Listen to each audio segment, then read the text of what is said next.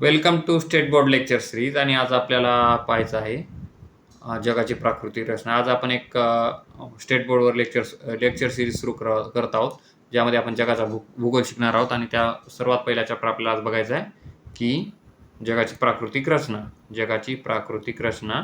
आणि त्यामध्ये आपल्याला वेगवेगळे खंड दिलेत. त्या सर्व खंडातले आपल्याला प्रमुख पर्वत हे बघायचे. पर्वत पाहिल्यानंतर आपल्याला पाहायचं आहे प्रमुख पठारे, आणि त्यानंतर आपल्याला पाहायचं आहे प्रमुख मैदाने. हे सगळे भू आकार आहेत. या भू आकारांचे आपल्याला वेगवेगळ्या खंडात कोणकोणते भू आकार आढळतात तर ते पाहायचं आहे. तर सुरू करूया. तर बघा, हे जे माउंट एव्हरेस्ट जगातील सर्वात उंच शिखर दाखवले या ठिकाणी. त्यानंतर त्यांनी आल्प्स पर्वत दाखवला, आणि पुढे दाखवलं आहे दख्खनचे पठार असेल महाराष्ट्राची शान असलेलं. आणि त्यानंतर असेल त्रिभुज प्रदेश गंगा नदीचा किंवा वेगवेगळ्या नद्यांचा असेल. तर पुढे पाहूयात. तर बघा, सर्वप्रथम आपण पाहूयात की नेमकं पर्वत म्हणजे काय असतं. पर्वत हे सगळ्यांना माहिती आहे की पर्वत नेमकं काय आहे. तर पर्वत हे वर उचलले गेलेले व आसपासच्या प्रदेशापेक्षा खूप जास्त उंचीवर असलेले प्रदेश असतात. पर्वत म्हणजे आता समजा ही जमीन आहे, ही सगळी कमी उंचीवर आहे. पण हा जो जमिनीला लागून जर एखादा पर्वत असेल किंवा डोंगर असेल तर याची उंची बघा, या जमिनीपेक्षा या पर्वताची उंची कशी आहे, जास्त आहे. तर हे सर्वात वर उचलले गेलेले किंवा आसपासच्या प्रदेशापेक्षा जास्त उंचीवर असलेला जो प्रदेश आहे त्याला काय म्हणायचं, पर्वत. ही झाली पर्वताची व्याख्या. तर पुढं बघायचं आहे आपल्याला आणखी. तर यांनी पुढे पर्वतांचे वेगवेगळे प्रकार दिले. त्यामध्ये बघा, सर्वप्रथम बघा की एक नंबरले वली पर्वत, त्यानंतर गट पर्वत, त्यानंतर त्यांनी दिले ज्वालामुखी पर्वत, आणि शेवटी दिला आहे अवशिष्ट पर्वत. हे 4 प्रकारचे पर्वताचे वेगवेगळे टाईप्स पडतात, मध्ये प्रकार आहेत. त्यानंतर बघा, यानंतर पठार आणि मैदान यांची यांनी व्याख्या दिली. पठार आणि मैदान मधला एक बेसिक फरक सांगतो बघा, खूप सोपा. आता हे बघा, आसपासच्या प्रदेशापेक्षा उंच व माथ्याकडे सपाट भाग असलेल्या भूरूपास काय म्हणायचं, पठार म्हणायचं. त्यानंतर बघा, कमी उंची, कमी उठाव व मंद उतार व सपाट हे मैदानाचे वैशिष्ट्य असे गुणधर्म आहेत. तर बघा, फरक बघा नेमका पठार आणि मैदानात काय. तर पठार जे आहेत ते हे जास्ती उंचीचे सपाट प्रदेश आहेत, आणि मैदान हे कमी उंचीचे सपाट प्रदेश. दोन्हीही सपाट प्रदेशच आहेत. मैदान हे सपाट प्रदेश आहे, आणि हे सपाट प्रदेशाचे 2 टाईप. हा झाला जास्त उंचीचा सपाट प्रदेश म्हणजे पठार, आणि हा झाला मैदान म्हणजे कमी उंचीचा सपाट प्रदेश. तर हा बेसिक फरक आहे. हा फरक आता तुम्ही लक्षात घ्या. इथे हाच फरक आपल्याला पुढं लक्षात ठेवायचा आहे. बेसिक फरक लक्षात घ्या. बाकी खूप सारे पॉईंट्स आहेत त्यात, पण बेसिक माहीत असणं गरजेचं आहे. त्यानंतर बघूयात. आता इथे आपल्याला कोणकोणत्या खंडामध्ये कोणकोणते पर्वत आहेत, कोणकोणती पठारे आहेत, आणि कोणकोणती मैदाने आहेत एवढंच बघायचं आहे MPSCच्या दृष्टिकोनातून आणि सरळ सेवेच्या दृष्टिकोनातून. बाकी यामध्ये भरपूर पॉईंट्स आहेत, पण आपण महत्त्वाचे तेवढेच पॉईंट्स बघणार आहोत. तर सर्वप्रथम सुरू करूया आपल्या उत्तर अमेरिकेपासून सुरू करूया. उत्तर अमेरिका सर्वप्रथम घ्यायची आपल्याला. त्यानंतर रॉकी पर्वत बघा. रॉकी पर्वतामधलं सर्वात उंच शिखर आपल्याला बघायचं कोणतं दिले, तर ते बघा कोणतं आहे, माउंट मॅकिनले आहे. रॉकी पर्वतातील सर्वात उंच शिखर कोणतं आहे, माउंट मॅकिनले. झालं. तर रॉकी पर्वत पाहिला आपण. आता पुढे आपल्याला बघायचं आहे ॲपलेशियन पर्वत पाहायचा आहे. ॲपलेशियन पर्वतानंतर आपल्याला पाहायचं आहे ॲपलेशियन पर्वतामध्ये माउंट मिचेल हे सर्वात उंचीचे शिखर आहे. वर काय पाहिलं आपण, रॉकी पर्वत, त्यात माउंट मॅकिनले, आणि त्यानंतर ॲपलेशियन पर्वत, माउंट मिचेल. तर पुढं आपल्याला पाहायचं आहे, हे झाले दोन पर्वत श्रेण्या उत्तर अमेरिकेमधल्या. तर उत्तर अमेरिकेनंतर पहा आणखी एक कोणती, 2च आहेत बस, ॲपलेशियन पर्वत आणि रॉकी पर्वत. तर तुम्हाला दाखवतो बघा ॲपलेशियन पर्वत, आणि याच्या लोकेशनसुद्धा आपल्याला महत्त्वाचे आहेत आपल्यासाठी. तर हे बघा, या ठिकाणी मी झूम करत आहे. ही उत्तर अमेरिका, हा जगाचा नकाशा आहे बघा थोडक्यात. ही झाली उत्तर अमेरिका, हा झाला दक्षिण अमेरिका, हा झाला आफ्रिका, हा झाला युरोप, हा झाला आशिया, इकडं ऑस्ट्रेलिया. ठीक आहे, हा ऑस्ट्रेलिया. आणि त्यानंतर आपल्याला पाहिजे की कोणते पर्वत कुठे आहेत. तर बघा, हे उत्तर अमेरिकेचे पर्वत आपण बघत होतो सध्या. हा आहे ॲप्लिशियन पर्वत आणि हा आहे इकडं रॉकी पर्वत. हा इथून सुरू झालेला ते मेक्सिकोचे पठारसुद्धा यामध्ये समाविष्ट होते. पुढं पाहायचं आहे आपल्याला मेक्सिकोचं पठार. तर आपण पाहिले एवढे लोकेशन्स. तर पुढे आपण बघूयात की उत्तर अमेरिकेचे 2 पर्वतरांगा पाहिल्या आपण, 2 शिखर पाहिले. आता आपल्याला पाहिजे दक्षिण अमेरिका. दक्षिण अमेरिकेचे पर्वत. तर दक्षिण अमेरिकेत कोणता पर्वत आहे? अँडीज पर्वत. कोणता पर्वत आहे? अँडीज. अँडीज पर्वतामध्ये आपल्याला बघायचं आहे कोणतं सर्वात उंच असं शिखर आहे. तर अँडीज पर्वताचं उंच शिखर जे आहे ते आहे बघा माउंट ॲकॉन्काग्वा. माउंट ॲकॉन्काग्वा नावाचं. त्यानंतर आणखीन एक इथे पॉईंट दिला आहे अँडीज पर्वत श्रेणीमध्येच की कोटोपाक्सी नावाचा ज्वालामुखी हा जगातील सर्वात असा उंच ज्वालामुखी आहे. हा ज्वालामुखी आहे आणि जगातील सर्वात उंच ज्वालामुखी म्हणून या ज्वालामुखीला ओळखला जातो. कोणता? कोटोपॉक्सी नावाचा ज्वालामुखी. ठीक आहे. तर अँडीज पर्वत रांगेमध्ये कोणतं पाहिलं आपण? माउंट ॲकॉन्काग्वा. ठीक आहे. तर दक्षिण अमेरिकेत फक्त आपल्याला एकच पर्वत महत्त्वाचा आहे, तो आहे अँडीज. वर आपण पाहिला उत्तर अमेरिकेमधले ॲटलस आणि रॉकी. कोणता पाहिला? ॲटलस आणि सलाम रॉकी भाईवाला रॉकी. ठीक आहे. हा ॲप्लेशियन पर्वत. सॉरी, ॲटलस हा माय मिस्टेक. ॲटलस हा आफ्रिकेमध्ये असलेला आहे. ॲटलस पर्वत हा फार पुढे गेलो आपण. ॲटलस पर्वत हा आफ्रिकेमध्ये आढळतो. हे ॲप्लेशियन आहे. लक्षात ठेवा, ॲप्लेशियन. रॉकी भाई आणि ॲप्लेशियन RA. उत्तर अमेरिका. दक्षिण अमेरिकेत पाहिला आपण अँडीज पर्वतरांग. आता आपल्याला बघायचे 3 नंबरची पर्वतरांग कोणती? युरोप खंडातल्या पर्वतरांगा. तर युरोप खंडातली सर्वात प्रथम पर्वतरांग दिली स्कॅन्डिनेव्हिया पर्वतरांग. ही कुठे आहे? युरोपमध्ये आहे. युरोपमधली स्कॅन्डिनेव्हिया जी पर्वतरांग आहे त्यामधलं सर्वात उंच शिखर जे आहे ते आहे गाल्दोपिगेन. काय नाव आहे त्याचं? गाल्दोपिगेन. युरोपच्या पूर्वेकडील उरल पर्वत हा सध्या अस्तित्वात असलेल्या महापर्वतापैकी सर्वात प्राचीन पर्वत आहे. उरल पर्वत एक महत्त्वाचा आहे, ते तुम्हाला मी दाखवतो थोडक्यात. उरल पर्वत वर बघूया आपण. उरल पर्वत जो आहे, हो, या ठिकाणी बघा उरल पर्वत दिसतोय का? हा वाला झूम करतो आणखी. ठीक आहे. हा उरल पर्वत झाला. हा जो उरल पर्वत आहे ना, याची लोकेशन फार महत्त्वाची. का महत्त्वाची? कारण ह्या साईडला सर्व संपूर्ण आपला जो एशिया आहे, आशिया, आणि ह्या साईडला युरोप आहे. तर हा युरोप आणि आशियामधली जी बाँड्री किंवा एक सीमा या उरल पर्वताने तयार होते. हा कोणता पर्वत आहे? उरल पर्वत. बाँड्री कोणाची आहे? आशिया आणि युरोपची.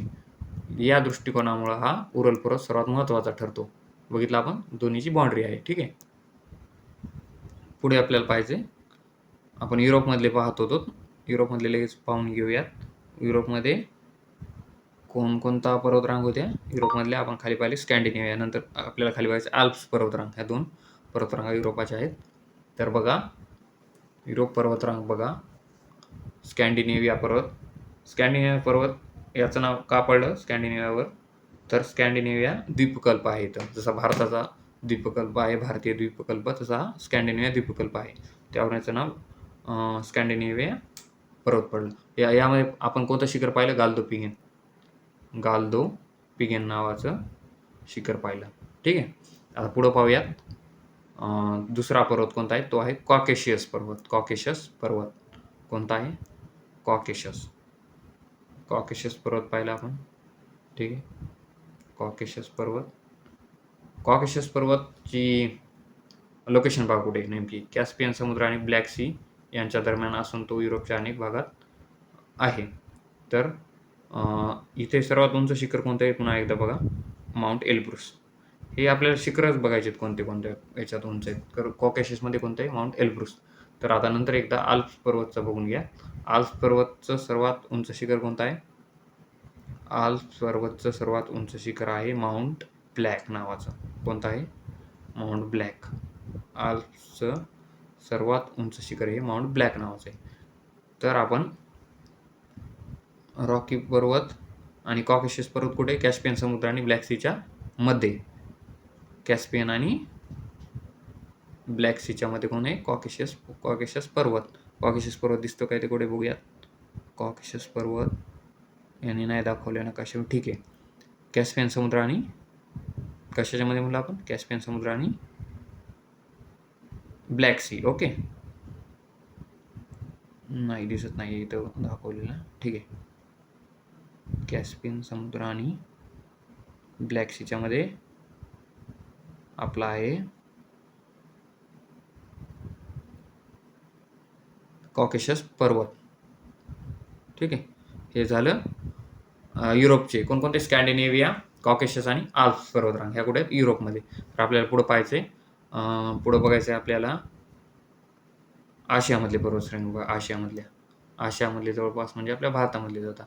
आता आशियामध्ये आपल्याला काय पॉईंट्स पाहिजेत ते बघा कोणकोणते.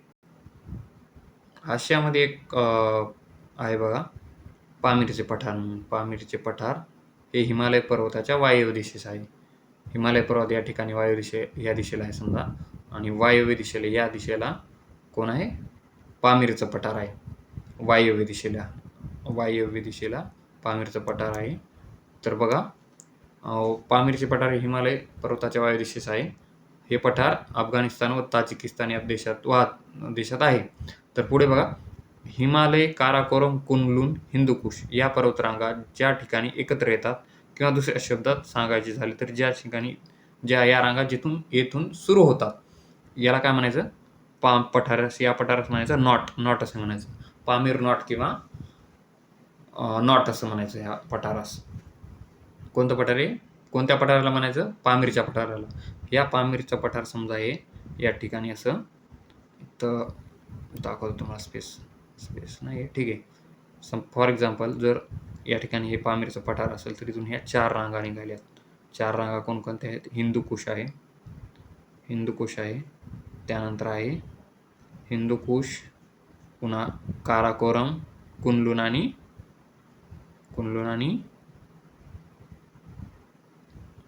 हिमालय, हिंदुकुश, काराकोरम, कुनलुन या 4 रांगा या पामीरच्या नॉट पठारातून सुरू होतात किंवा एकत्र येतात. ठीक आहे. हा पॉईंट महत्त्वाचा येतो. त्यानंतर बघा हिंदुकुशच्या दक्षिणेकडे कोण आहेत? सुलेमान पर्वतरांगा आहेत. आणि त्यानंतर आणखी जर आपण पाहिलं तर हिंदुकुश जो पर्वत आहे तो इराणमध्ये उत्तरेकडे एल्बर्स आणि पश्चिमेकडे झेग्रॉस नावाने ओळखला जातो. जो भाग ह्या हिंदुकुश पर्वताचा उत्तरेकडे जाईल याला म्हणायचं एल्बर्स, आणि जो पश्चिमेकडे जाईल या साईडला याला म्हणायचं झॅग्रॉस. तर हा हिंदुकुश पर्वत कुठून सुरू होतो? बघा जो आपला अफगाणिस्तान आहे, आपला म्हणजे आपलाच आहे, आपला मित्रच आहे अफगाणिस्तान. अफगाणिस्तान पासून हिंदुकुश पर्वत सुरू होतो. अफगाणिस्तान देशातून हा पुन्हा पाकिस्तानमध्ये प्रवास करतो. याच्या काही रांगा आपल्या भारतात जातात व तसेच पुढे ताजिकिस्तानमध्ये सुद्धा एंटर करतात. तर याच्या जे काही ब्रांचेस आहेत ते इराणमध्ये जातात. तर या इराणच्या जे उत्तरेकडे आहे, आपण उत्तरेकडे वाढला म्हणलं एल्बर्स, आणि पश्चिमेकडल्या वाल्याला म्हणलं झेग्रॉस. ठीक आहे. आशियामध्ये आणखी बघा 2 पॉईंट महत्त्वाचे आहेत. कोणते महत्त्वाचे आहेत आशिया खंडात? तर आशिया खंडात 2 पर्वतरांगा आहेत. एक काराकोरम आहे, दुसरी हिमालय आहे. काराकोरममध्ये सर्वात उंच शिखर बघायचं आपल्याला केटू कोणत्या पर्वत श्रेणीमध्ये आहे? काराकोरम पर्वत श्रेणीत. आणि जे माउंट एव्हरेस्ट आहे हे आहे हिमालय पर्वत श्रेणीमध्ये. खाली इथं दिलं असेल हे बघा, माउंट एव्हरेस्ट आहे हिमालय श्रेणीमध्ये. कोणत्या देशामध्ये आढळतं? नेपाळ. हिमालय श्रेणीमध्ये आणि ह्या हिमालय श्रेणीमध्येच हे माउंट एव्हरेस्ट आढळतं आणि ते सगळे जवळपास 8,000 मीटरपेक्षा उंचीचे सगळे शिखर आहेत. त्यामुळे याला 8,000 शिखरेसुद्धा असे म्हणतात. कारण 8,000पेक्षा त्याची जास्त उंची आहे. तर आपण थोडक्यात बघूयात एशियाचा नकाशा. आशियाचा नकाशा बघूया. ठीक आहे. तर आशियामध्ये बघा, ही कुनलूनची रांग पाहिली. हा हिंदुकोश. हा हिंदुकोश अफगाणिस्तानमधून सुरू झाला. त्यानंतर याच्याच हिंदुकोशच्या रांगा इकडं काही गेल्या, भारतात गेल्या, पुन्हा इकडं ताजिकिस्तानमध्ये गेल्या आणि काही पाकिस्तानमध्ये गेल्या. ही सुलेमान रांग पाकिस्तानमधली. त्यानंतर इकडं कुनलून पर्वतरांग ही अशी आलेली. त्यानंतर हिमालय पर्वतरांग ही अशी आलेली. ठीक आहे. त्यानंतर पुढे आणखीन आपल्याला पाहिजे हा इकडे झेग्रॉस पर्वत. हिंदुकुशचाच एक गेलेला पार्ट हा झेग्रॉस पश्चिमेकडचा आणि उत्तरेकडचा गेलेला काय होता झेग्रॉस. आणि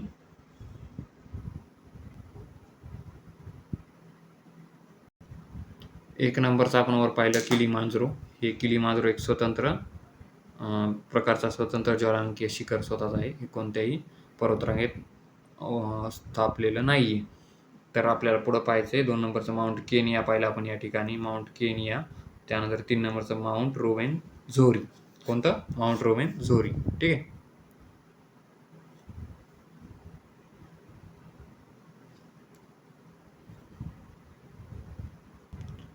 या ठिकाणी आपण पाहू शकतोय की आफ्रिकेचा नकाशा दिसतोय बघा. हा बघा भूमध्य समुद्र दाखवला आहे. कोणता? भूमध्य समुद्र दाखवला या ठिकाणी. भूमध्य समुद्र हा कुठून सुरू होतो? या इथून हा एवढा भूमध्य समुद्र आहे. हे खाली आफ्रिका आहे, याच्या खाली आफ्रिका आहे, वरच्या साईडला युरोप आहे. युरोप आणि आफ्रिकेमध्ये कोण आहे? भूमध्य समुद्र आहे. त्यानंतर आपण पाहिलं तर या ठिकाणी पाहायचं आहे की हा नाईल नदीचा त्रिभुज प्रदेश आहे. त्यानंतर आपलं शिखर आपल्याला बघायचं आहे सर्वात आधी. माउंट किलीमांजरो कुठं दिसते? हे इथं स्वतंत्र माउंट किलीमांजरो शिखर 1 नंबरचं, 2 नंबरचं माउंट केनिया आणि 3 नंबरचं रोवेनझोरी. ठीक आहे. तर पुढे बघूया. यानंतर इथं आणखीन कोणता आडामावा. कोणता मावा? आडामावा पर्वत दिसते. पुन्हा इकडे लिबियाचे वाळवंट आहे. पुन्हा हे साहेलचे मैदानी प्रदेश. हा साहेल मैदानी प्रदेश, हा सहारा वाळवंट. त्यानंतर आणखीन इथे माउंट तोपकॉल. त्यानंतर वर ॲटलस. वर काय दिसते? वर काय दिसतंय? ॲटलस दिसत आहे बघा, ॲटलस. आणि ह्या ॲटलसमधलं सर्वात उंच जे शिखर आहे ते माउंट तोपकॉल आहे. पुढं बघायचं आहे आपल्याला, हेच पाहिजे आता पुढं. त्यानंतर या साईडला दिनारिक पर्वतरांग, इकडे आपेनाईन. या साईडला काळा समुद्र आणि इकडं कॅस्पियन समुद्र. काळा समुद्र किंवा ब्लॅक सी किंवा काळा समुद्र आणि कॅस्पियन समुद्र या दोघांमध्ये आपण एक पर्वतरांग पाहिली होती. कोणती ती? तर ती आहे बघा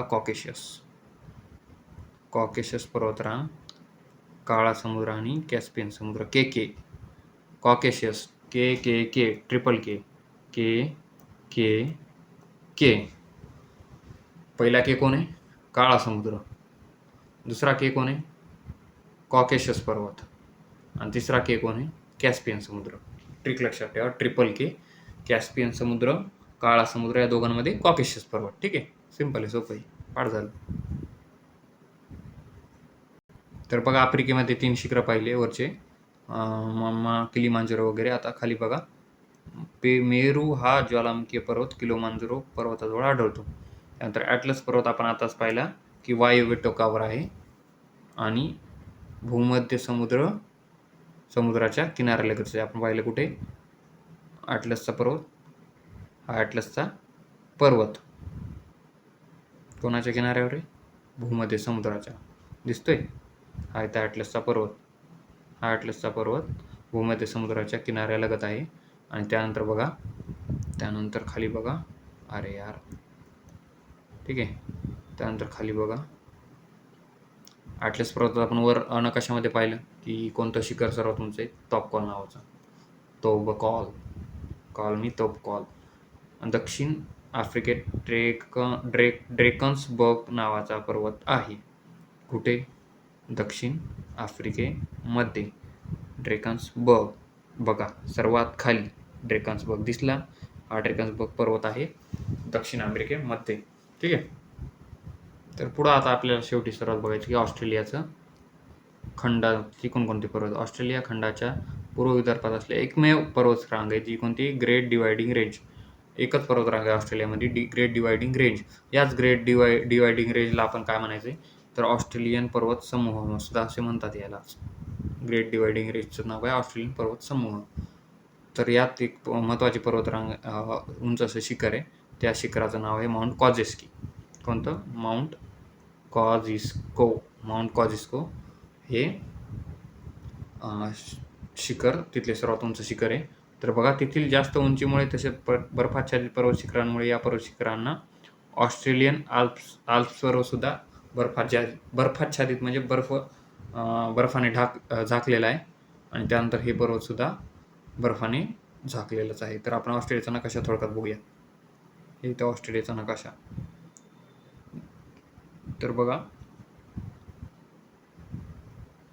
हा हिंदी महासागर, वर असणारे भारत, हा इकडे प्रशांत महासागर. त्यानंतर आपण ही ग्रेट डिवायडिंग रेंज खालच्या साईडला आहे, ग्रेट डिवायडिंग रेंज. आणि हे माउंट कॉजिस्को नावाचा त्याचं शिखर, सर्वात उंच शिखर माउंट कॉजिस्की. आणि वर खालच्या साईडला ग्रेट डिवायडिंग रेंज. तर आपल्याला पुढं पाहायचं आहे की इकडं मरी डार्लिंग मैदान. त्यानंतर एक छोट्याशा पर्वतरांगा आहे तिथं फ्लिडर्स नावाच्या. त्यानंतर मर्सग्रेव, मॅकडॉनल्ड पिझ्झा, मर्सग्रेव या रांगासुद्धा ऑस्ट्रेलियामध्ये आढळतात. ह्या साईडला कार्पेंटारिया, कोणती रिया? कार्पेंटारिया किंवा कार्पेंटारियाच म्हणा तिला. ही रिया एक कुठं आढळते? ऑस्ट्रेलियामध्ये आढळती. कार्पेंटेरिया हा ऑस्ट्रेलिया आहे. यानंतर हॅमर्स्लेरांग सुद्धा ऑस्ट्रेलियामध्ये आढळते. त्यानंतर खालच्या साईडला डारलँड रांग. त्यानंतर इथं खाडी, ठीक आहे, खाली टास्मानिया देश. तर हे असं मॅपसोबत खेळत जा तुम्ही.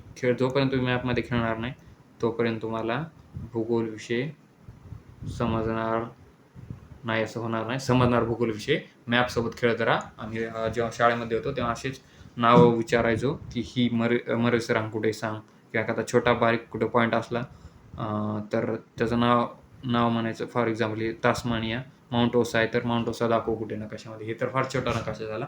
असे मोठे नकाशामध्ये आम्ही खेळ खेळायचो आणि त्याच वेळी आमची नकाशाची प्रॅक्टिस बी खूप छान झाली आणि एक मजेदार गेम होता. भूगोल खूप मजेदार सब्जेक्ट आहे. फक्त मजेदार सब्जेक्ट म्हणून बघायला खूप म्हणजे खूपच मजेदार आहे. जगाचे पुरं नॉलेज समजते यावर.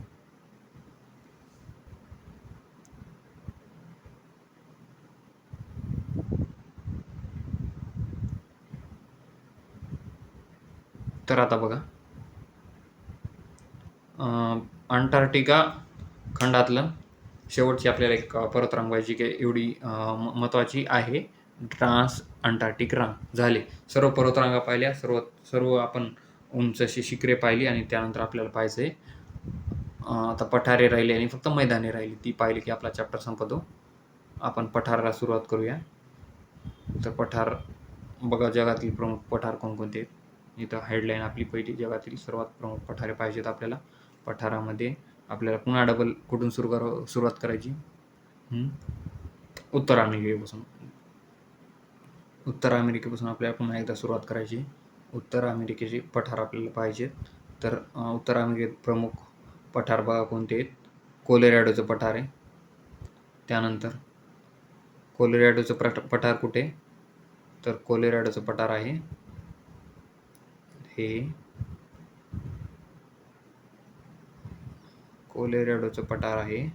कोलोरॅडो नदीजवळ. ही कोलोरॅडो नदी, त्याचं नाव पडलं कोलोरॅडो पठार. आणि हे सर्व आहे रॉकी पर्वत. रॉकी भाईचे हे माणसं आहेत सगळे, कोलोरॅडो नदी आणि कोलोरॅडो पठार. रॉकी याच कोलोरॅडो नदीमुळे अपक्षरण कार्यामुळे खूप खोल अशी घळई निर्माण झाली. त्याला म्हणायचं ग्रँड कॅनियन. ग्रँड कॅनियनचा अर्थच घळई होते कॅनियनचा. त्याला म्हणायचं ग्रँड कॅनियन. ग्रँड म्हणजे खूप मोठी, खूप अशी मोठी. या नदीचं अपक्षरण म्हणजे या नदीने असे पाणी वाहून वाहून मोठा असा खड्डे पाडले. एक फार मोठा असा खड्डा तयार झाला. त्याला म्हणायचं ग्रँड कॅनियन घळई. जे की 2025 एप्रिलला हा प्रश्न येऊन गेला की ग्रँड कॅनियन कोणत्या देशात आहे, तर अमेरिकेत त्याचं उत्तर होतं. तर पुढं बघा, रॉकी पर्वतातील दुसरे प्रमुख शिखर म्हणजे कोलंबिया. कोलंबिया पठार कुठे? रॉकी पर्वतात. कोलोरॅडो बी रॉकीमध्येच. रॉकी भाईचे माणसं आहेत ते सगळे दोन्ही पण. त्यानंतर बघा, इथं महत्त्वाचं आहे की कोलंबिया आणि कोलोरॅडो हे आंतरपर्वतीय पठार आहेत. आपल्याला हे पठार सुद्धा पाहिजेत. कोणते आंतरपर्वतीय आहेत आणि कोणते? 2 प्रकार आहेत बघा. एक आंतरपर्वतीय पठार म्हणजे थोडक्यात सांगतो. आता फॉर एक्झाम्पल इथे एक पर्वत असणार, इथे एक पर्वत असणार. या दोन्हीच्या पर्वतांमध्ये जे पठार आहे त्याला काय म्हणायचं? त्याला म्हणायचं आंतरपर्वतीय पठार. कोलोरॅडो आणि कोलंबिया हे दोन्ही पठारे आंतरपर्वतीय आहेत. आंतर म्हणजे मधले, दोघांचे इंटर. ओके. त्यानंतर दुसरा प्रकार आहे, हा झाला पहिला प्रकार. दुसरा प्रकार आहे पर्वतपदीय. पदीय म्हणजे पायथ्याशी, पायाला. हे पर्वताच्या पायाला जे पठार असेल, मग याला म्हणायचं पर्वतपदीय. ह्या पर्वताला अशा प्रकारचे पर्वत असणार नाहीत आजूबाजूला, जसे याला आहे ते आंतरपर्वतीय झाले. हे जर पण हा जे एका पर्वताच्या पायथ्याशी आहे त्याला काय म्हणायचं? पर्वतपदीय. वर त्याने दाखवले पर्वतपदीयचं एक्झाम्पल. ॲप्लेशन पठार बघा. ॲप्लेशन पठार हे पर्वतपदीय पठार आहेत. ॲप्लेशन पठार कुठं असणार? ॲप्लेशन पर्वतरांगेत. साहजिक आहे, त्याच्याच नावावरून हे विस्तारलेलं आहे किंवा स्थित आहे. ठीक आहे. तर पुढं आपल्याला पाहिजे ही सगळी पठारे आपण जी पाहिली, आता ती उत्तर अमेरिकेमधली पठारे पाहिली. आता आपल्याला पाहिजे दक्षिण अमेरिकेमधली पठारे. दक्षिण अमेरिकेतील पर्वतरांग कोणती पाहिली आपण? वर अँडीज पर्वतरांग पाहिली आहे.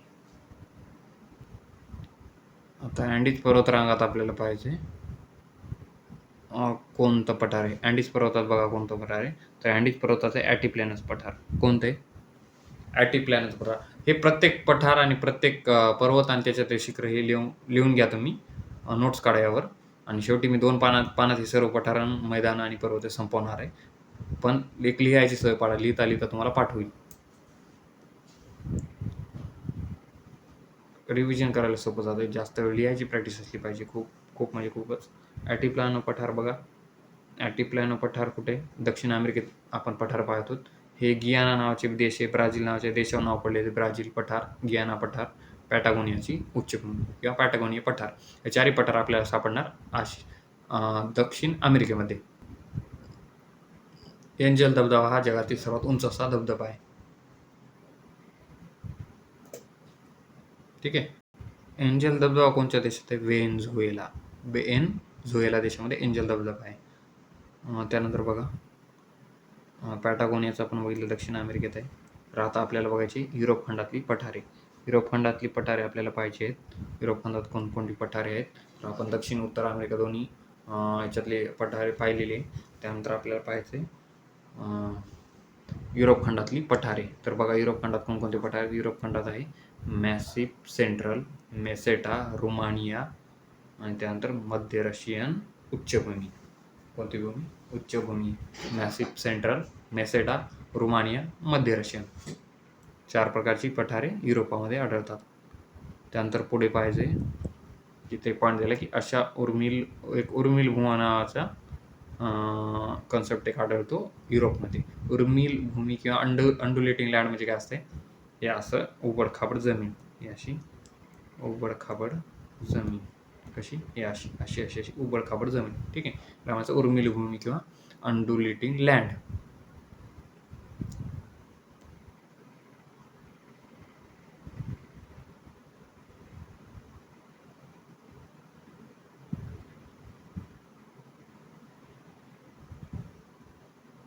तर ही झाली युरोपामधली पठारे कोणकोणती? मॅसिप सेंट्रल, मेसेडा, रोमानिया आणि मध्य रशियन उच्चभूमी. तर आता आपल्याला शेवटी नाही पाहायचं की आशिया खंडातील कोणकोणती पठारे आहेत. आशिया खंडातील पठारे बघा. सर्वप्रथम बघा अनातोलियाचे पठार. कुठे? पश्चिमेकडून सुरुवात केली ना. पश्चिमेकडे अनातोलीचे. पूर्वेकडे कोणते? भारताचं दख्खन. पूर्वेकडे भारताचं दख्खन आणि अरेबियाचे पठार आढळते. त्यानंतर मध्य आशियामध्ये कोण आढळते? तिबेटचे पठार. त्यानंतर युनान आणि शान. हे पुढं बघायचं. युनान चीनमधले आणि शान हे म्यानमारमधले. तर हे वेगवेगळे आशिया खंडातली पठारे आपण पाहिली. त्यामुळे आणखीन इथे डिटेल्समध्ये यांनी दिलेत. मध्य व उत्तर आशियातली पठारे. तर जे तिबेटचं आपलं पठार आहे त्या तिबेटच्या पठाराला जगातलं छत असं म्हणलं जाते. Group of the world. जगाचं छत म्हणायचं तिबेटच्या पठाराला.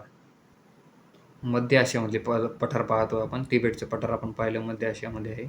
त्यानंतर तिबेटच्या पठारानंतर यांना आंतरपर्वतीय मंगोलियाचे पठार दिले. आपण मगाशी आंतरपर्वतीय कॉन्सेप्ट पाहिला. मंगोलियाचे हे सुद्धा पठार कोणते? आंतरपर्वतीय. वर कोणकोणते पाहिले? कोलोरॅडो, कोलंबिया हे झाले आंतरपर्वतीय. पर्वतपदीय कोणता पाहिलं? पर्वतपदीय पाहिला आपण ॲप्लेशियन पर्वत जो आहे पर्वतपदीय. पुढे आणखीन आपल्याला बघायचं आहे मध्य सायबेरियाचे पठार. तर इथं बघा मध्य सायबेरियन पठार हे सदर पठार आशिया खंडाच्या अति उत्तरेकडील भागात असून त्याने लेना आणि येन्सी या नद्यांमधला प्रवेश व्यापला आहे. मध्य सायबेरियाचे पठारानं कोणत्या 2 नद्यांमध्ये आहे? नद्यांमध्ये लेना ही एक नदी आणि येना ही झाली लेना, ही झाली येना. लेना येन्सी नदीमध्ये कोण आहे? मध्य सायबेरियाचे पठार आहे. त्यानंतर बघा युनानचे पठार. युनानचे पठार आपण पाहिलं की चीनमध्ये आढळतं. हा प्रश्न सुद्धा MPSCच्या पहिल्या आणि वेगळ्या एक्झाम्सला येऊन गेलेला आहे. ठीक आहे. तर आता पुढं बघूयात. पुढं आपल्याला पाहिजे की भारताचे पठार जे त्याला दख्खनचे पठार म्हणतात. भारताच्या दख्खनच्या पठाराच्या जवळ बऱ्याच भारताची ढाल क्षेत्र केला जातो कारण हे ढालीसारखा दिसतो असा आहे बघा ढालीसारखा एक जवळपास अशा प्रकारचा. त्यामुळे याला ढाल क्षेत्र म्हणतात भारताचे. आणि याची जी उत्तरेची सीमा आहे ना या साईडला उत्तरेवाली सीमा कोण निश्चित केली? नर्मदा व शिवन या 2 नद्यांनी याची उत्तर सीमा निश्चित केलेली आहे. त्यानंतर खाली आणखी अन्नामुडी हे या पठारामधलं सर्वात असं उंच शिखर आहे अन्नामुडी. जे भारताचं दख्खनचं पठार आहे बघा त्याच्यात पुन्हा मग महाराष्ट्राचे पठार, कर्नाटक, तेलंगणा असं तिन्ही मिळून बनलेले. तर जे महाराष्ट्राचे पठार आहे ना त्याला ते जे आहे ते लावारस भूपृष्ठावर तयार करून झालेला खडकापासून बनलेले बेसॉल्ट खडकापासून. तुम्हाला माहिती आहे बेसॉल्ट खडकापासून महाराष्ट्राचं पठार तयार झाले. त्यामुळे त्याला डेक्कन ट्रॅप म्हणतात. काय म्हणतात या शैल समूहास? डेक्कन ट्रॅप असे म्हणतात. यांची निर्मिती भेगी उद्रेकातून झालेली आहे. जगात अशा अनेक तऱ्हेने बनलेली मोजकीच पठार. आपलं महाराष्ट्र त्याच्यामुळे स्पेशल आहे बघा कारण महाराष्ट्र जे आहे जे ज्वालामुखीमुळे तयार झालेली आहे.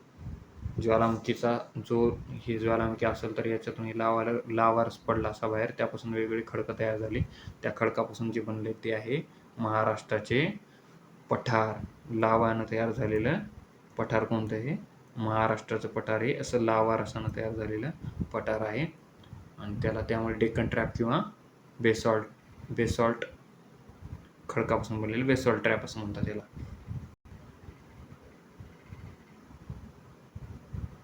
आफ्रिकेमध्ये ग्रेट रिफ्ट व्हॅली आढळते. आपण पाहिलं की आफ्रिकेमध्ये ग्रेट रिफ्ट व्हॅली आढळते.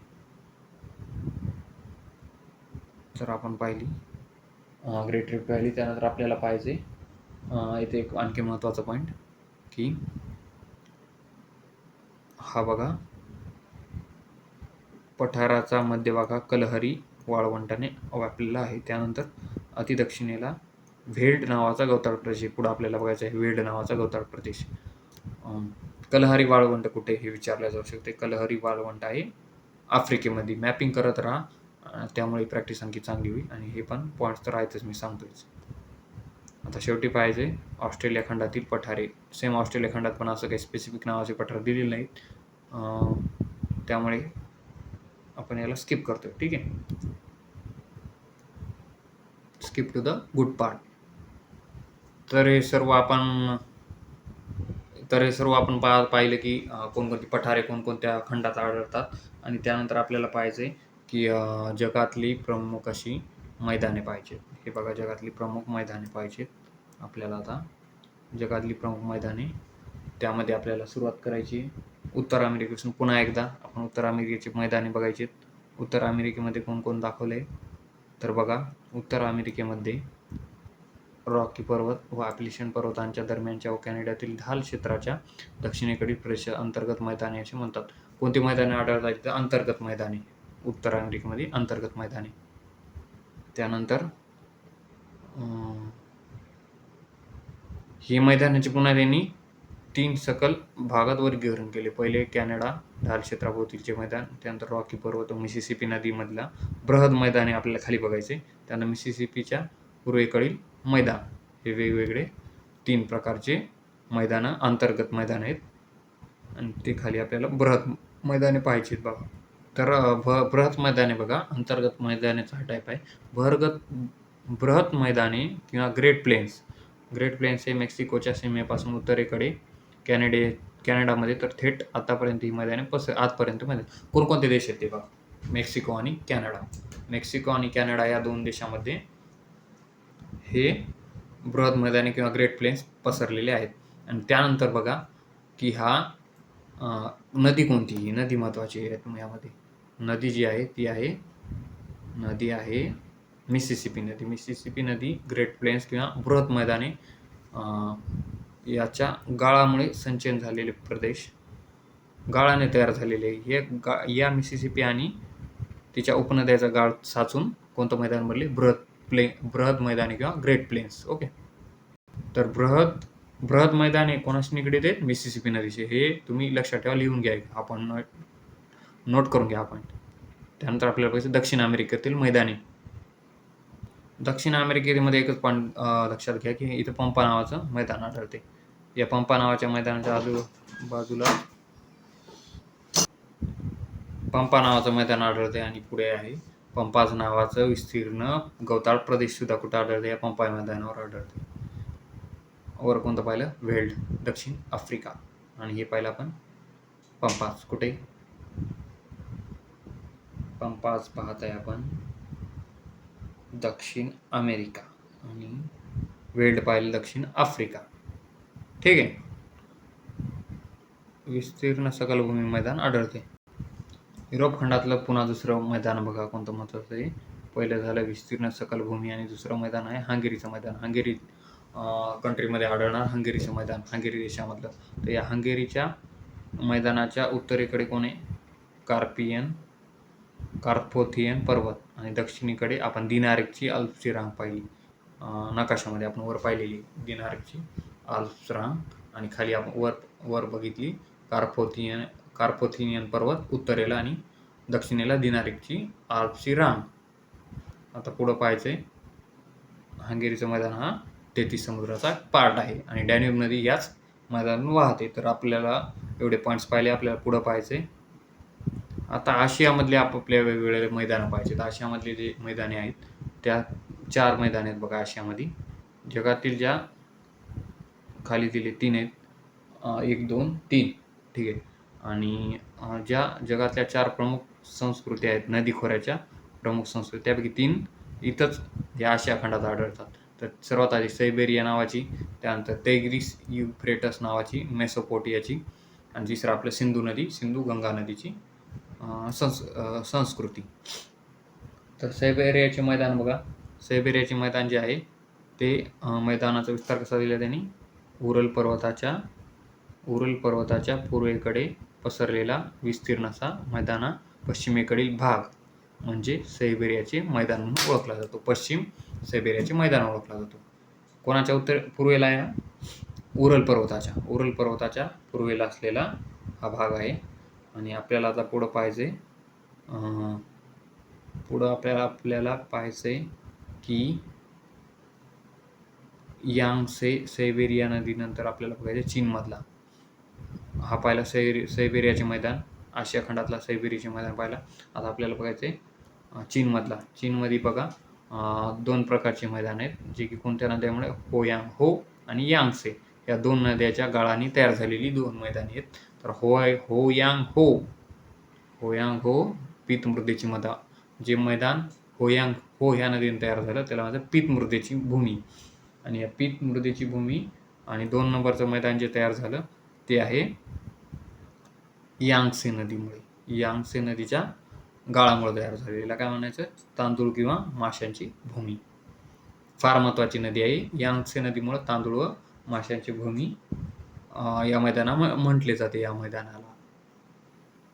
ठीक आहे. हे 2 मैदान आपण पाहिले चीनमध्ये. आता सर्वात महत्त्वाचं थोडंसं अतिशय महत्त्वपूर्ण असलेलं टिग्रिस युफ्रेटिस मैदान. आता हे जे टिग्रिस युफ्रेटिस मैदान आहे यात बघा की विस्ताराने जरी हे मैदान इतरपेक्षा लहान असले तरी एक प्राचीन नदी खोरे संस्कृतीले फार महत्त्वाचे उगमस्थान आहे संस्कृतीचं. इथं कोणती संस्कृती आहे मेसोपोटेमियाची संस्कृती फार प्राचीन आहे. या संस्कृतीचा उगमच झाला आहे ह्या 2 नद्यांमधील भूमी जी आहे त्यामध्ये. ही याचा अर्थच होतो ह्या मेसोपोटेमियाचा 2 नद्यांमधील भूमी. तर ह्या कोणकोणत्या नद्या आहेत हे मैदानाचं नाव ह्या नद्या येऊनच पडले. ही टिग्रिस नावाची नदी युफ्रेटिस नावाची. टिग्रिस नदीची ही वाहते आणि ही या साईडला वाहते युफ्रेटिस नदी. या दोन्ही नद्याच्या मधला हा जो प्रदेश आहे या नद्याच्या प्रदेशला म्हणायचं मेसोपोटेमिया. हा मेसोपोटेमिया नावाचा प्रदेश आहे या 2 नद्यांमध्ये टिग्रिस आणि युफ्रेटिस. या दोन्ही नद्याचा उगम कोणत्या देशात झालेला आहे तुर्की देशामध्ये. तुर्की देशामध्ये या नद्यांचा उगम झालेला आहे. मेसोपोटेमिया भूमी आणि टिग्रिस युफ्रेटिस या 2 नद्या. तर आपल्याला पुढे पाहायचं सिंधू आणि गंगा नदी. तर हे सगळं झालं टिग्रिस युफ्रेटिस मैदानाबद्दल. आता सिंधू गंगा मैदान बघा. सिंधू गंगा मैदानाबद्दल सांगायचं झालं तर हे हिमालय पर्वतातील शिवालिक रांगाच्या दक्षिणेकडे आणि हिमालय पर्वताच्या संपूर्ण लांबीपर्यंत विस्तारलेली सिंधू नदीची मैदाने अतिसुपीक प्रदेशांपैकी एक आहेत. तर हे जर आपण पाहिलं सिंधू आणि गंगा नदीचं तर बघा सिंधू आणि गंगा नदी कुठे या मैदानाची विभागणी पश्चिमेकडे सिंधू मैदान व पूर्वेकडील गंगा नदी. आपण पुढे बघणार आहोत नद्या. सिंधू नदी ही अशीच हिमालयाच्या तिकडून उगम पाहून सिंधू नाही गंगाबद्दल सांगतो मी. गंगा नदी ही गंगोत्रीला उगम पाहून हिमालयाच्या तिकडून अशी वाहत येते बांगलादेशमधून कुठं मिळते बंगालच्या उपसागराला. तर ही पूर्वेकडे वाहते पूर्व दिशेला वाहते. आणि जी सिंधू नदी आहे ती तिबेटमध्ये उगम पाहून त्यानंतर अशीच वाहत पाकिस्तानमधून पंजाबमधून वाहत पोहोचते अरेबियन समुद्राला. तर पश्चिमेकडील सिंधू नदीचे मैदान आहे. या आसपासचे जे मैदान आहे ते सगळे सिंधू नदीचे आहे. आणि ह्या गंगेच्या बाजूचं जे मैदान आहे बिहार असेल UP असेल तर हे बिहारमधलं मैदान जे आहे ते आहे पूर्वेकडील गंगेचे मैदान. सिंधू आणि गंगेचे मैदान ही 2 मैदाने पुन्हा ही विभागणी दिल्ली रांग या जलविभाजकाला अनुसरून करतात. आता हे पूर्वेला इकडं झालं गंगा नदी. ही झाली या साईडला सिंधू नदी. आणि ह्याची दिल्लीची रांग या दोन मध्ये ही या दोघांना वेगळं करायचं काम करते. त्याला दिल्ली रांग जलविभाजक असे म्हणतात. ही रांग ह्या दोन्ही नद्याच्या खोऱ्यांना वेगळी करते.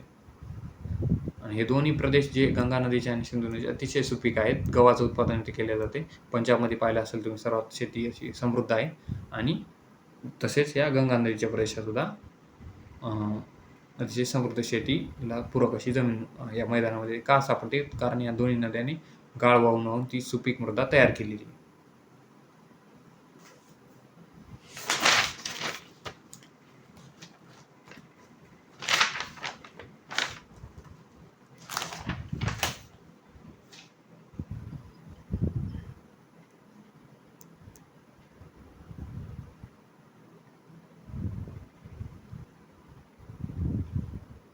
तर अशा प्रकारे आपण आता चॅप्टरच्या शेवटी आलेलो आहे. तर बघा आफ्रिका खंडातील मैदाने बघा. आफ्रिका खंडातील मैदान आपल्याला वर आपण पाहिलेले साहिल मैदान आपण कुठून कुठपर्यंत त्याची विस्तार बघूया. त्याचा विस्तार बघा सहारा वाळवंट दमट मध्य आफ्रिकेच्या दरम्यानचा सहाराच्या दक्षिणेकडील व अटलांटिक किनाऱ्यापासून रेड सीपर्यंत. सहाराच्या दक्षिणेकडील व अटलांटिक किनाऱ्यापासून रेड सीपर्यंत हा साहिल मैदान पसरलेले. साहेल मैदान कोणत्या खंडात बघतोय आपण? साहेल मैदान आहे आफ्रिका खंडामध्ये. खाली एक MCQ आहे, तो पाहायचा आपल्याला. साहिल मैदान जे आहे ते आहे आफ्रिका खंडामध्ये. आता ऑस्ट्रेलियाचं एक बघून घ्या आणि हा चॅप्टर इथे संपवायचा आपल्याला. ऑस्ट्रेलिया खंडाचं बघा की ऑस्ट्रेलिया खंडात कोणकोणते मैदान आहेत? पूर्वेकडील ग्रेट डिवायडिंग रेंज आणि पश्चिमेकडील पठारांच्या दरम्यान ऑस्ट्रेलियात एरी सरोवराचे खोरे व मरी डार्लिंगो नदीचे खोरे असे 2 विस्तीर्ण मैदान आहेत. कोणते मैदान तयार आहे? 2 नदी तयार झालेली. एक मर डार्लिंगो, डार्लिंग टू मरे डार्लिंग नदीचे खोरे आणि एरी सरोवराचे खोरे, या दोन असे विस्तीर्ण मैदान प्रदेश बनलेले आहेत. हे दोन्ही मैदानी प्रदेश ऑस्ट्रेलियाच्या ग्रेट आर्टिशियन बेसिनचे भाग आहेत. ग्रेट आर्टिशियन बेसिनचे भाग आहेत. बेसिन म्हणजे एक मोठा जलाशय पाण्याचा, किंवा आपण त्याला काय म्हणू? बेसिन म्हणजे एक नदी खोरं समजा, पाण्याचा मोठा असा संच आहे, त्याचेच पाठ हे 2 नदी खोरे. तर बघा, आणखी यात एक सांगायचं राहिले फक्त शेवटचा पॉईंट होता की एरी सरोवराच्या खोऱ्याच्या पूर्वेस मरी डार्लिंगोचे मैदान आहे. मरी डार्लिंगचं लोकेशन कुठे? एरी सरोवरच्या पूर्वेस. तर हा चॅप्टर आपण अशा तऱ्हेने या चॅप्टरमध्ये सर्वात आधी पर्वत पाहिले, त्यामध्ये कोणकोणते उंच शिखर पाहिले, त्यानंतर आपण पाहिली पठारे आणि सर्वात शेवटी आपण मैदाने बघितली. मैदानानंतर आपल्याला आता ऑब्जेक्टिव्ह बघूयात. आता हे सर्व तुम्ही विसरलात मला माहिती आहे, त्यामुळे हे चॅप्टर रिव्हायझन करा. आणि आता शेवटी जे तुम्हाला मी 2 पेजेसवर शिकवणार आहे ते तुम्ही फार लक्ष देऊन वाचायचे आणि पुन्हा आणखी ते झेरॉक्स काढून पुन्हा ते वाचायचे आणि हा चॅप्टर पण रिवाईज करत राहायचं आहे. भूगोलचा एकच फंड आहे की रिवाईज करत राहा विथ इंटरेस्ट वाचत चला. फार इंटरेस्टिंग बघा, MCQ कसले भारी दिले या ठिकाणी. तर बघा, उत्तर अमेरिकेतील आपण उत्तर अमेरिकेत कोणता पर्वत पाहिला? उत्तर अमेरिकेत आपण पाहिला रॉकी पर्वत पाहिला. कॉकेशस कुठे? दक्षिण अमेरिकेत आहे. तर आपण हिमालय पर्वत बघा, कायचं उदाहरण आहे? वली पर्वताचं. तिबेट हा अंतर्गत प्रक्रियेमुळे तयार झालेला पर्वत आहे. तिबेट पठाराची निर्मिती अंतर्गत प्रक्रियेमुळे तयार झालेली आहे. तर खाली आणखी बघा, आल्प्स पर्वत रांगेतलं सर्वात उंच शिखर कोणतं आहे? Mount black. किलिमांजारो कुठे? आफ्रिकेमध्ये स्वतंत्र. माउंट ब्लॅक नावाचं आल्प्स पर्वतातलं सर्वात उंच शिखर आहे. तर आणखी वर बघा, उरल पर्वताच्या पूर्वेकडे कोणतं मैदान पसरलेले? वर पाहिलं आपण की सायबेरियाचं मैदान. उरल पर्वताच्या पूर्वेकडे कोणतं आहे? सायबेरियाचं मैदान पसरलेलं आहे. ठीक आहे. तर अशा प्रकारे आपण MCQs पाहिले. आता शेवटी आपण हे दोघांच्या जोड्या लावूयात. तर अँडीज पर्वत बघा, सोपे लावून घेतो. ते साहिल मैदान कुठे? वर आत्ताच पाहिलं आपण, आफ्रिकेमध्ये. त्यानंतर बघा अँडीज पर्वत, ठीक आहे, बघूया आपण तो पण. तिबेटचं पठार कुठे? आशियामध्ये, चीनमध्ये. चायनाच्या वर. कॉकेशस आपण पाहिलं दक्षिण नाही, उत्तर अमेरिकेमध्ये. कुठं पाहिलं? उत्तर अमेरिकेमध्ये कॉकेशस. अँडीज पर्वत कुठे? दक्षिण अमेरिकेमध्ये. ठीक आहे. कोलोरॅडो कुठं पाहिलं? युरोपमध्ये. ठीक आहे. तर हे झाले MCQs. आता शेवटी आपल्याला सर्व रिव्हिजन 2 पेजेसमध्ये करायचे. त्यासाठी आपण ते 2 पेजेस काढूया आणि ते पाहून हा चॅप्टर इथे संपूया. तर ही आपण पाहत होतो जगातली प्रमुख पर्वते व पर्वत शिखरे. आपण आतापर्यंत प्रमुख शिखरे पाहिली, पर्वते पाहिली, कोणते पर्वत कोणत्या खंडात आहे, आणि शेवटी आपण पाहिले मैदाने व पठारे कोणकोणत्या खंडामध्ये आढळतात. तर आपल्याला सुरुवात करायची पर्वतात कोणकोणते शिखर रिव्हिजन करायचं. ही 2 टेबलाची PDF तुम्हाला, या 2 टेबलांची PDF मी तुम्हाला पुरवेल व्हिडिओच्या लिंकमध्ये, त्यामुळे काळजी करायची गरज नाही. तर सुरू करूयात. जगातली पर्वत शिखरे, प्रमुख शिखरे, सर्वातली उंच प्रमुख शिखरे आणि ती कोणकोणत्या खंडात आहेत आणि त्याची पर्वत श्रेणी कोणकोणती आहेत. तर बघा, आपण पाहिलं सर्वात आधी 1 नंबरला उत्तर अमेरिकेपासून सुरुवात केली आहे. उत्तर अमेरिकेपासून सुरुवात केली होती आणि उत्तर अमेरिकेत पर्वत पाहिले आपण कोणकोणती? रॉकी आणि ॲप्लेशियन हा वली पर्वत आहे. वली पर्वताचे 2 एक्झाम्पल दिले आहेत. खाली अँडीज आणि वर ॲप्लेशियन. तर सर्व पहिले बघा, रॉकी पर्वतात कोणता सर्वोच्च शिखर आहे? Mount McKinley. त्यानंतर ॲप्लेशियनमध्ये कोण आहे? Mount Mitchell. उत्तर अमेरिकेत 2 शिखर कोणकोणते? माउंट मिकेले आणि माउंट मिचेल. रॉकीमध्ये माउंट मिकेले आणि ॲप्लेशियनमध्ये माउंट मिचेल. ठीक आहे. पुढं बघा 2 नंबरचा पहा दक्षिण अमेरिका. दक्षिण अमेरिकेमध्ये कोणते पर्वतरांग? एकच पर्वतरांग पाहिली, ती पाहिली अँडीज. अँडीज पर्वतरांग सुद्धा वली पर्वताचं उदाहरण आहे. तर बघा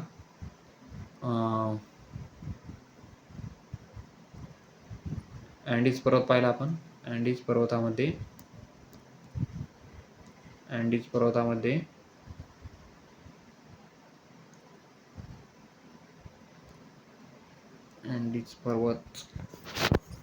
माउंट ॲकॉनकाग्वा. कोणतं पाहिले आपण शिखर? माउंट ॲकॉनकाग्वा. कुठं? अँडीज पर्वत शिखरात. त्यानंतर आपल्याला पाहायचं युरोपात आपण 3 पर्वत श्रेणी पाहिल्या. पहिलं पाहिलं स्कॅन्डिनेव्हिया, दुसरं पाहिलं कॉकेशस आणि तिसरं पाहिलं आल्प्स पर्वतरांग. तर बघा स्कॅन्डिनेव्हियामध्ये कोणतं शिखर पाहिलं? काल्दो पिगेन नावाचं. त्यानंतर कॉकेशसमध्ये माउंट एल्ब्रुस आणि आल्प्स पर्वतरांगामध्ये माउंट ब्लॅक. ठीक आहे. ही पर्वत शिखरे पाहिली. त्यानंतर आपल्याला बघायचं आहे आशिया पर्वतामध्ये काराकोरम. तर माहिती आहे तुम्हाला सर्वांना केटू कुठे? काराकोरम. आणि जगातलं सर्वात उंच शिखर माउंट एव्हरेस्ट. कुठे? हिमालयामधलं सर्वात उंच शिखर माउंट एव्हरेस्ट. त्यानंतर आपल्याला आफ्रिकेचे बघायचे. आफ्रिकेमध्ये पहा स्वतंत्र आहे आफ्रिकेचं शिखर कोणत्या पर्वतश्रेणीत नाही, ते आहे किलिमांजरो. आणि त्यानंतर ॲटलस पर्वतरांग आहे, त्यामधला कोणतं आहे? तोपकॉल पर्वत शिखर. तोपकॉल सर्वात उंच. ऑस्ट्रेलियामध्ये फक्त एकच आहे, कोणतं आहे? Great dividing range. आणि त्यामध्ये सर्वात उंच कोणतं आहे? Mount Kosciuszko. कुठं आढळते? Great dividing range Australia. Kosciuszko जे आहे ते आहे ऑस्ट्रेलियामध्ये. वर सर्व आपण पाहिलेले आहेत शिखरं, त्यानंतर त्यांची पर्वतश्रेणी आणि शेवटी खंड. तर हेच खंड, पर्वतश्रेणी आणि सर्वोच्च शिखर तुम्ही पुन्हा रिवाईज करा. तुम्हाला पाठ होऊन जाईल किंवा लक्षात राहील. त्यामुळे तुम्ही याला पुन्हा रिव्हिजन करा. तर आपण खाली हे सर्व बघितले आपण. खंड, त्यांची पर्वतश्रेणी आणि त्यांची पर्वत शिखरे. तर आता आपल्याला पाहायचे खाली पठारे पाहिजेत. कोणकोणती पठार कोणकोणत्या खंडात आहे? तर बघूयात. पठारे ही दिलेली बघा. खंड, त्यांची पर्वतश्रेणी किंवा त्यांची लोकेशन थोडक्यात आणि पठार. तर बघा उत्तर अमेरिकेत कोणतं पर्वत पाहिलं आपण वर? रॉकी पर्वत. त्या रॉकी पर्वताशी रॉकी भाईचे 2 माणसं आहेत, कोलोरॅडो आणि कोलंबिया. दोघे बी आंतरपर्वतीय पर्वताचे पठाराचे प्रकार आहेत. आंतरपर्वतीय कोलोरॅडो, कोलंबिया. त्यानंतर ॲप्लेशियन नावातच ॲप्लेशियन पदीय पर्वताच्या पायथ्याशी असलेलं ॲप्लेशियन पठार. ॲप्लेशियन पर्वतात उत्तर अमेरिकेत 2 झाले, रॉकी आणि ॲप्लेशियन. त्यानंतर दक्षिण अमेरिकेत आपण पाहिलं अँडीज पर्वतरांग. कोणकोणते पठार आहेत? हे पठार लक्षात ठेवा. ॲटिप्लॅनो, गियाना, ब्राझील, पॅटागोनिया. कोणकोणते आहे? ॲटिप्लॅनो, गियाना, ब्राझील आणि पॅटागोनिया. त्यानंतर युरोप बघा. युरोपात 3 प्रकारचे पठार आढळतात. मॅसिफ सेंट्रल, रुमानिया, त्यानंतर मेसेटा जे आहे ते आहे स्पेन देशामध्ये. कोणत्या देशात? मेसेटा आहे स्पेन देशामध्ये. त्यानंतर जर आपण पाहिलं तर आशिया खंडातलं आपल्याला पाहायचं आहे. आशियामध्ये आपण लोकेशन्स टाकले आहेत. कोणत्या लोकेशनला कोणते पठार आहेत? तर जे पश्चिम आशियामध्ये आहे ते आहे ॲनातोलियाचे पठार. कुठे? पश्चिम आशियामध्ये. त्यानंतर आपण जर पाहिलं तर पूर्व आशियामध्ये कोणतं आहे? आपलं भारताचं दख्खनचं आणि मग अरेबियाचं पठार. हे कुठे? सगळं पूर्व आशियामध्ये. आणि त्यानंतर आपल्याला पाहिलं तर मध्य आशियामध्ये मंगोलियाचं पठार आहे. मंगोलियाचं पठार कोणाचं? आंतरपर्वतीय पर्वतांच्या आतमध्ये असलेलं आंतरपर्वतीय. त्यानंतर सायबेरियन, तिबेट हे सुद्धा मध्य आशियामध्ये आढळतात. आता सर्वात शेवटी जर आपण पाहिलं तर दक्षिण आशिया युनानचे पठार कोणत्या देशात? चीनमध्ये. आणि शानचे पठार कोणत्या देशामध्ये? म्यानमारमध्ये. अशा प्रकारे आपण सर्व पठारे पाहिली, त्यांची खंड पाहिली, त्याची लोकेशन्स पाहिली व कोणत्या पर्वताशी निगडीत ते पाहिलं. तर आपण आता अशा प्रकारे आपण व्यवस्थित रिव्हिजन केलेले आहे. तर हे जे 2 PDF आहेत या PDF तुम्ही पुन्हा पुन्हा रिवाईज करा, जेणेकरून तुम्हाला परीक्षेत प्रश्न सुटतील. आणि प्रिलिम्सला आणि सरळ सेवेला हा चार्ट खूप झाला. हे 2 चार्टमध्ये तुमचे सर्व पर्वत शिखरे, सर्व खंडातील पर्वत शिखरे, त्यानंतर सर्वोच्च शिखरेनंतर सर्व पर्वत श्रेणी आणि शेवटी सर्व पठारे होऊन जातील. या 2 पेजेस पुन्हा पुन्हा रिवाईज करा आणि हा चॅप्टर 2 पेजेसमध्ये तुमचा संपून जाईल. ठीक आहे. तर आजच्यासाठी पुरे. आपल्याला आणखीन पूर्ण जगाचा भूगोल अभ्यासाचा आहे आणि आपण फुल्ली इंटरेस्टनी हे करणार आहोत. अतिशय मन लावून इंटरेस्टिंगली आपल्याला सर्व जग शिकायचे. जग कळणं फार महत्त्वाचं आहे. याच्या कमीत कमी आपल्याला जगाचे लोकेशन्स तर करतील, कोणता देश कुठे आहे, कोणता पर्वत कुठे आहे, कोणत्या नद्या कुठे आहेत. त्यामुळं हा फार असा इंटरेस्टिंग विषय आहे जगाचा भूगोल, 11वीचं भूगोल. ठीक आहे. आजच्यासाठी पुरे. Good night and have a great year ahead. Best of luck. Okay, bye.